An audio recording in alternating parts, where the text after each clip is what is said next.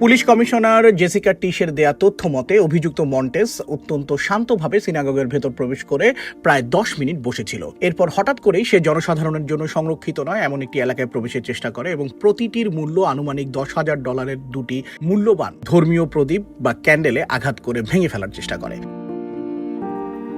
নিরাপত্তা কর্মীরা তাকে বাইরে বের করে দেওয়ার চেষ্টা করলে সে আক্রমণাত্মক হয়ে ওঠে। এই সময় সে এক 63 বছর বয়সী নারী পুণ্যার্থীকে আঘাত করে, এক নিরাপত্তা কর্মীর গায়ে থুতু দেয় এবং অন্য একজনকে মাথায় আঘাত করে। অন ডিউটি দায়িত্বরত এক পুলিশ সার্জেন্ট ও নিরাপত্তা রক্ষীরা দ্রুত তাকে পরাস্ত ও গ্রেফতার করেন।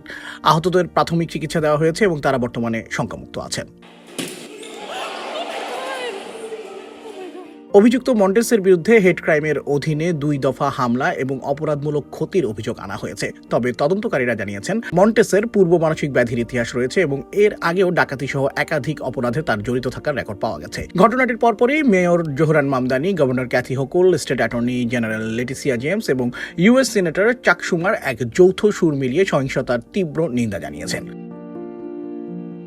তবে এই ঘটনা স্থানীয় অপরাধ চিত্র ও প্রশাসনের নীতি নিয়ে নতুন বিতর্কে জন্ম দিয়েছে। চলতি 2026 সালের প্রথম 7 মাসে নিউ ইয়র্কে সংঘটিত মোট ঘৃণাভিত্তিক অপরাধের প্রায় 57% ঘটেছে ইহুদি সম্প্রদায়ের বিরুদ্ধে। স্থানীয় ইহুদি নেতারা ইতিপূর্বে মেয়রের কিছু সিদ্ধান্ত নিয়ে অসন্তোষ প্রকাশ করেছিলেন, যার মধ্যে ধর্মীয় উপাসনালয়ের আশেপাশে প্রতিবাদ নিয়ন্ত্রণের নিয়ম শিথিল করার বিষয়টি অন্যতম।